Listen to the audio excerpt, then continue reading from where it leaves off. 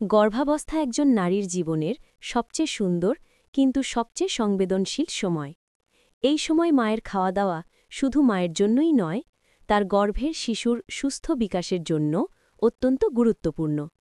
আজ আমরা জানব গর্ভাবস্থায় কি খাওয়া উচিত, কেন খাওয়া দরকার, আর কোন খাবারগুলো এড়িয়ে চলা ভালো।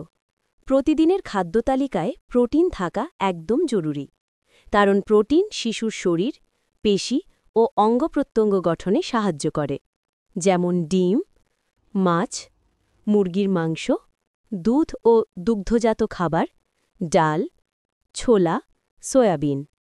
প্রতিদিন অন্তত ২-৩ বেলা প্রোটিনযুক্ত খাবার রাখুন। অতিরিক্ত তেলে ভাজা খাবার এড়িয়ে চলুন। ভিটামিন ও মিনারেল শিশুর হাড়, দাঁত, ত্বক এবং রোগ প্রতিরোধ ক্ষমতা গঠনে সাহায্য করে।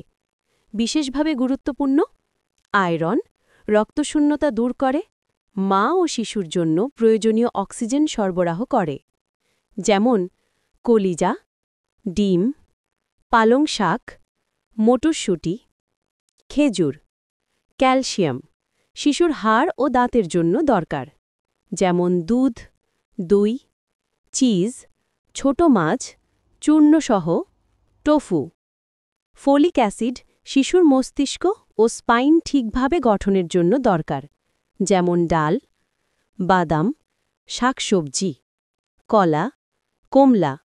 শর্করা শক্তি যোগায় আর ফাইবার হজম ভালো রাখে ও কোষ্ঠকাঠিন্য কমায়, যেমন ভাত, গমের রুটি, ওটস, মিষ্টি আলু, শাকসবজি ও ফলমূল। অতিরিক্ত মিষ্টি বা চিনি এড়িয়ে চলুন।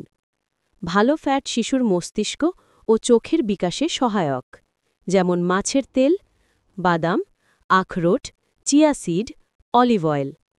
প্রতিদিন অন্তত ৮-১০ গ্লাস পানি পান করুন, এতে শরীরের টক্সিন বেরোয় ও হজম ভালো থাকে।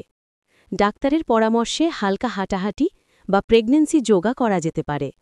যেসব খাবার এড়িয়ে চলবেন: কাঁচা বা আধা সেদ্ধ ডিম ও মাংস, পাস্তুরাইজ না করা দুধ, বেশি ক্যাফেইন যেমন অতিরিক্ত কফি বা কোকাকোলা, প্যাকেটজাত ও জাঙ্ক ফুড, অতিরিক্ত লবণ ও চিনি। এইসব খাবার শিশুর বিকাশে সমস্যা তৈরি করতে পারে বা ইনফেকশনের ঝুঁকি বাড়ায়। মনে রাখবেন, গর্ভাবস্থায় ২ জনের জন্য খাওয়া মানে অতিরিক্ত খাওয়া নয়, বরং পুষ্টিকরভাবে খাওয়া। ডাক্তারের নিয়মিত চেক আপ করুন এবং কোনো সাপ্লিমেন্ট নেওয়ার আগে অবশ্যই পরামর্শ নিন। একজন সচেতন মাই দিতে পারেন একটি সুস্থ, হাসিখুশি সন্তানের জন্ম।